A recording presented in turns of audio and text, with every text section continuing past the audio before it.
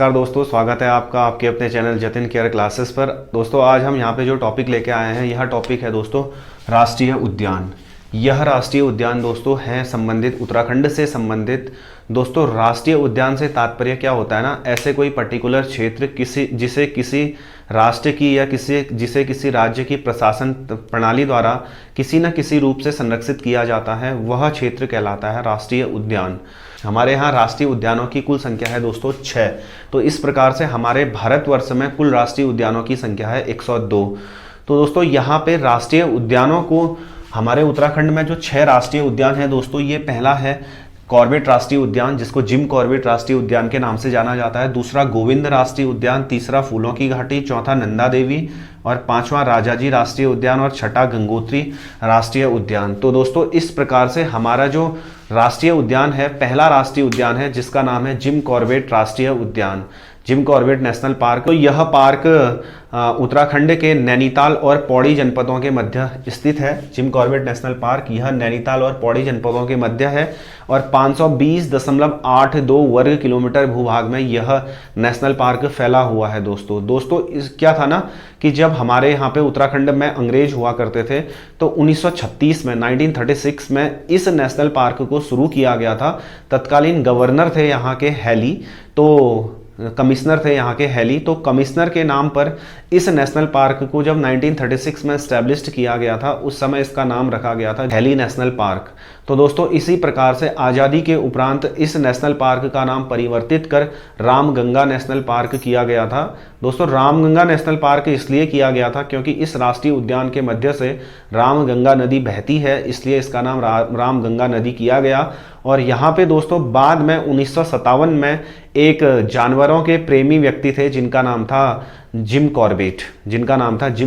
तो Jim Corbett की याद में इस राष्ट्रीय उद्यान को स्थापित किया गया था। तो दोस्तों यहाँ पे जिम कॉर्बेट जो थे ना, यह अंग्रेजी सेना में एक कर्नल के पद पर थे। और जिम कॉर्बेट दोस्तों था क्या कि जब हमारे इस उत्तराखंड क्षेत्र में यहाँ ब्रिटिशर्स हुआ करते थे, तो उस समय क्या था कि बहुत से नरभक्षी गुलदार थे जो मनुष्य पर अटैक करते थे, मनुष्य को मारते थे। तो इसी रूप से अंग्रेजों ने इन्हें यहाँ पर बुलाया था। और जैसे ही यहाँ पहुँचे तो उसके उपरांत इन्होंने यहाँ पे नरभक्षी गुलदारों से मनुष्य को बचाने का काम किया था। तो इस प्रकार से दोस्तों जब यह किसी भी बाघ को या किसी भी गुलदार को मारते थे, तो उसकी खाल को यह अपने घर ले जाते थे और उसको किसी दीवार में चिन देते थे, तो लगा देते थे, सजा देते थे। तो ऐसा ही क्या हुआ था दोस्तों, एक बार इन्होंने देखा यहाँ पे कि जैसे कोई बाघ की खाल है, उसमें से कुछ अलग अजीब प्रकार के इन्होंने यहाँ पे निशान देखे थे। जैसे इन्होंने यहाँ पे किसी गोली का निशान जो ज़्यादा प्रॉपरली न लगी हो उसको, या जैसे कोई धनुष बाण के निशान। तो फिर इन्होंने यह देखा कि यह बाघ नरभक्षी क्यों बनते हैं। तो दोस्तों नरभक्षी बनने का कारण था कि किसी न किसी रूप से यह मनुष्य द्वारा परेशान किए गए थे।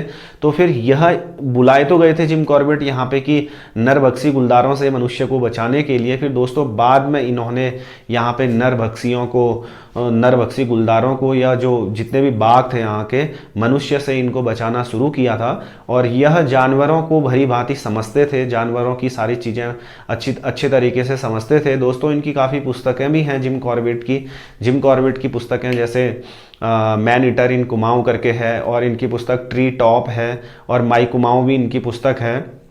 तो इस प्रकार से दोस्तों यह जिम कॉर्बेट जो थे, हालांकि भारत आज़ाद होने से पूर्व यह अपनी सिस्टर मैगी के साथ कीनिया चले गए थे, बाद में इनका वहीं पर देहांत हो गया था।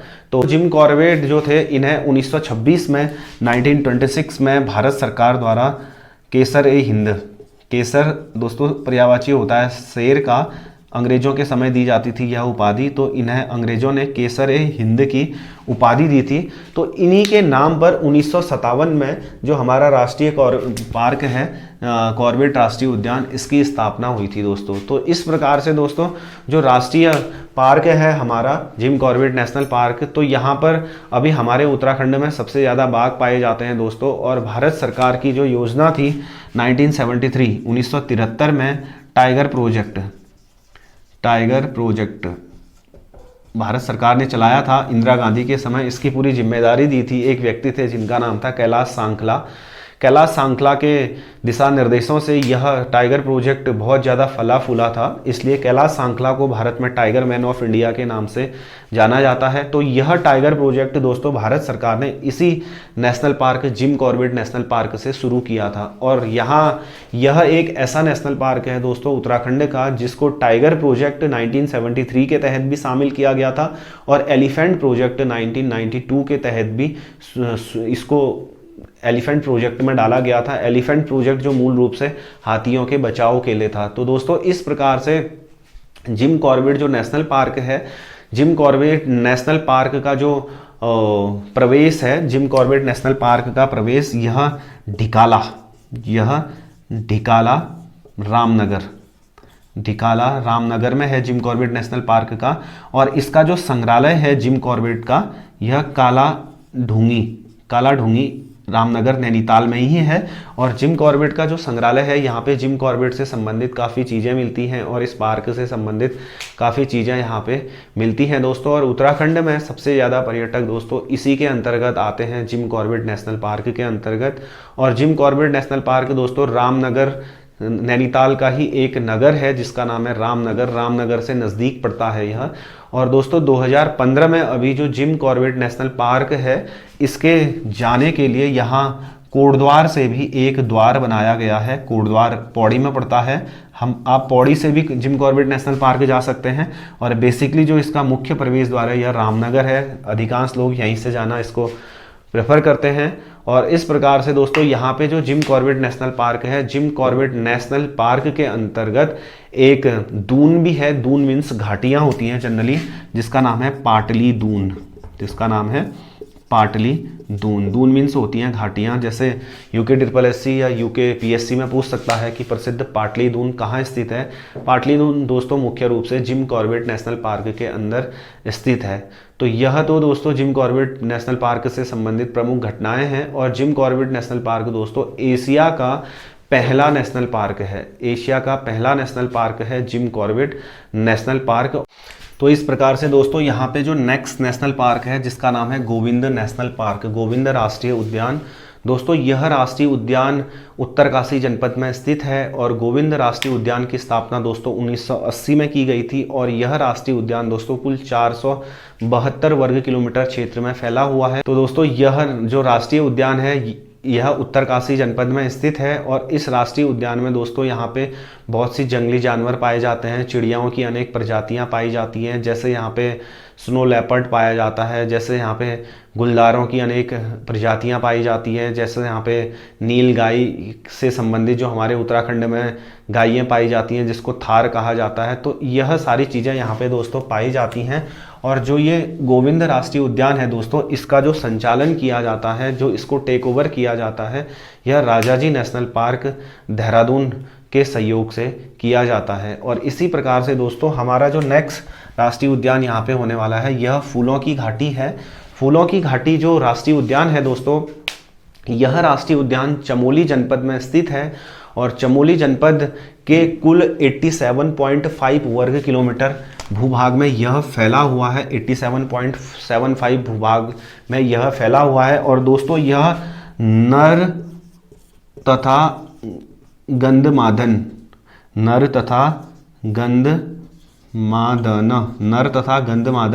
पर्वतों के मध्य स्थित है। फूलों की घाटी जो नेशनल पार्क है दोस्तों, फूलों की घाटी को ढूंढने का श्रेय एक ब्रिटिश व्यक्ति थे जिनका नाम था यहाँ पे फ्रैंक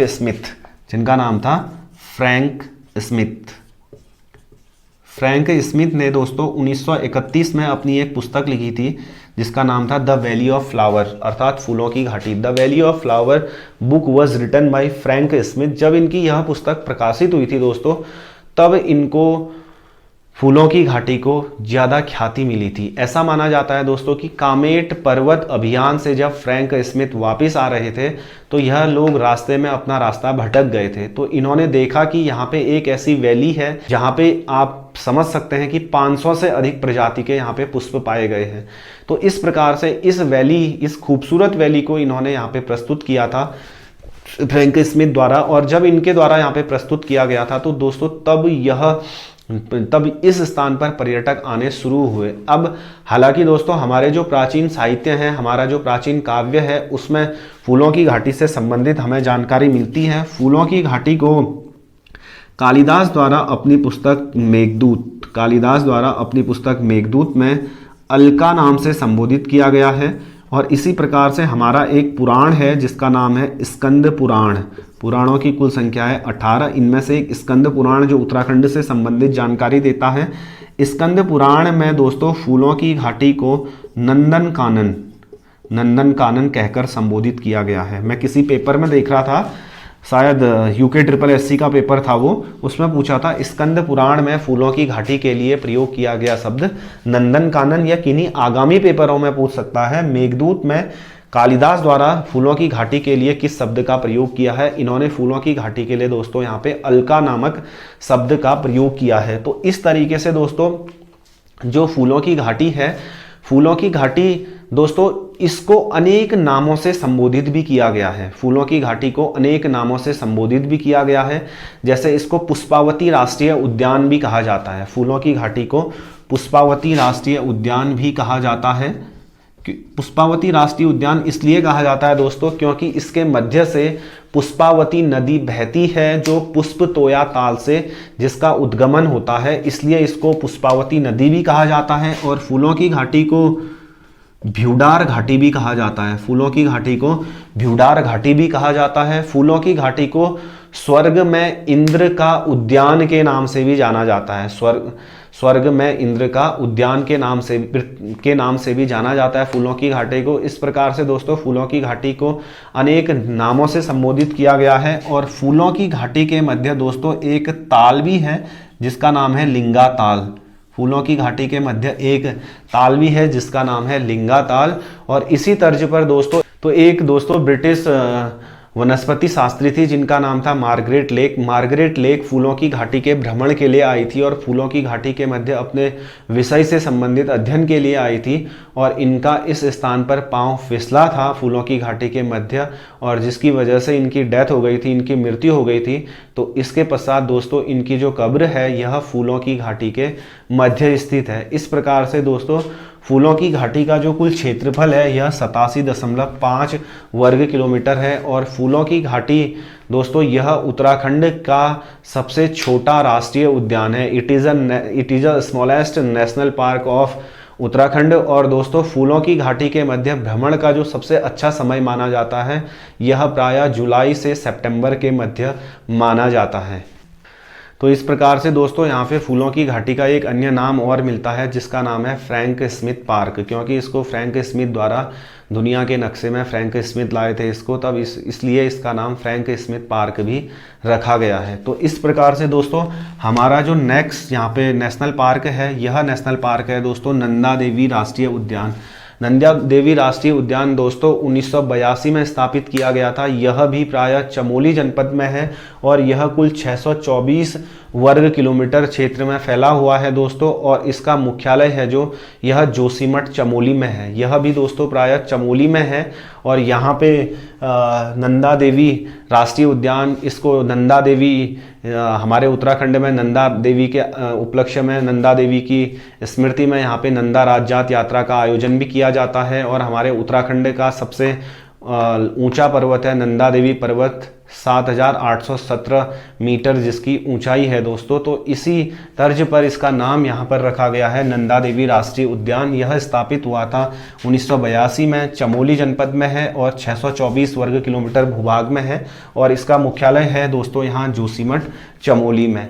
तो इस प्रकार से हमारे यहाँ जो नेक्स्ट राष्ट्रीय उद्यान है दोस्तों, तो यहाँ पे दोस्तों जो अगला नेशनल पार्क है, इस नेशनल पार्क का नाम है राजाजी नेशनल पार्क। दोस्तों राजाजी मैं आपको यहाँ पे बताता हूँ, राजाजी स्वतंत्र भारत के पहले गवर्नर जनरल थे।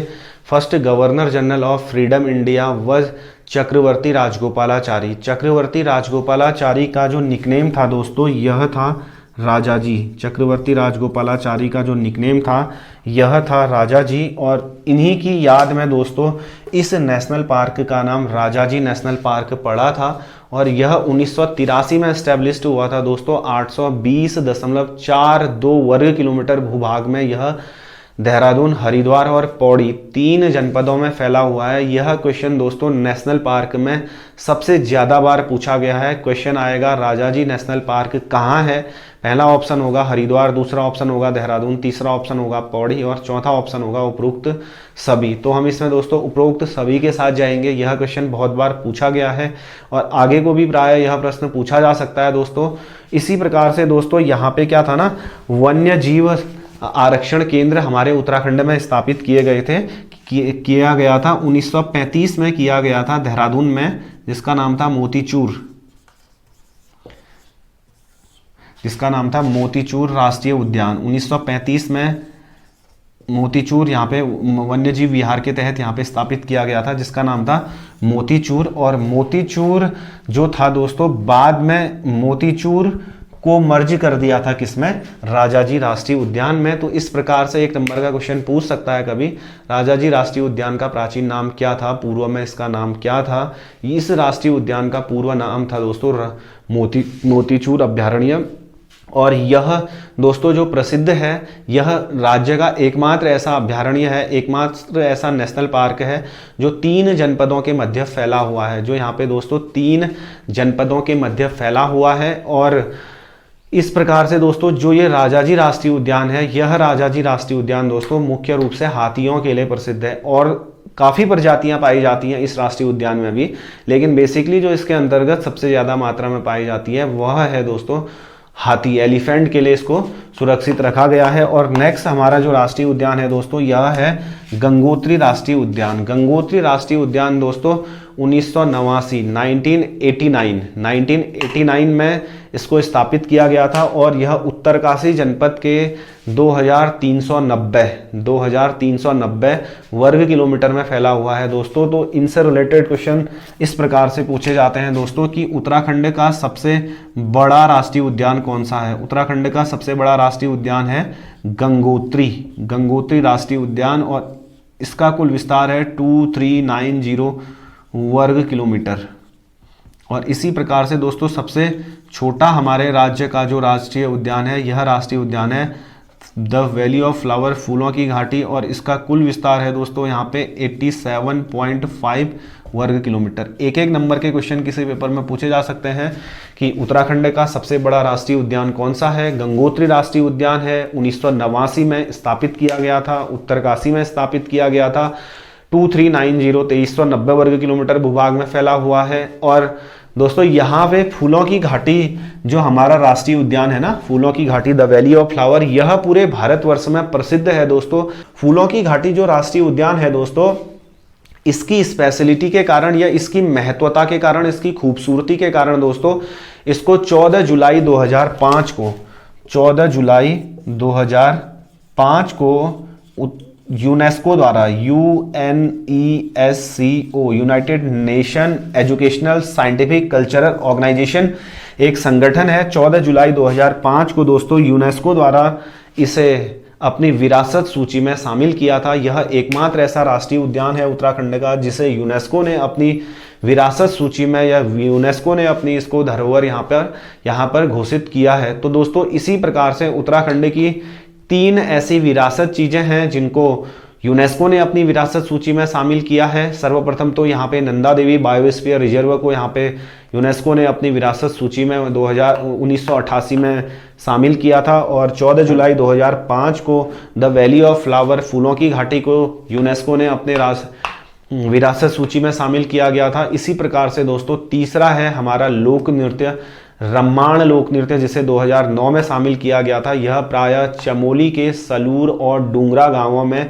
भगवान रामचंद्र जी की कथाओं पर आधारित एक नृत्य है, जिस पर प्रायः 18 मुखौटे और 18 तालों का प्रयोग किया जाता है। तो दोस्तों ये तो थे उत्तराखंड के राष्ट्रीय उद्यान। अगर दोस्तों आपको यह टॉपिक पसंद आता है तो इसको अधिक से अधिक मात्रा में लाइक, शेयर और सब्सक्राइब जरूर करें। थैंक यू दोस्तों।